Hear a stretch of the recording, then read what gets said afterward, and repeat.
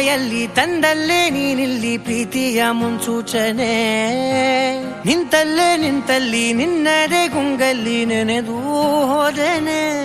ನನ್ನ ಎಚ್ಚರಗೊಳಿಸಿ ಇನ್ನೂ ಅಚ್ಚರಿ ಮೂಡಿಸಿ ನನ್ನ ಕಣ್ತುಂಬುತ್ತ ಹಾಗೆ ಬಿಗಿದ ಪೂತ ಹೃದಯದ ಜೋಕಾಲಿ ತೂಗಿ ಬಿಡು. ಊರಲ್ಲಿ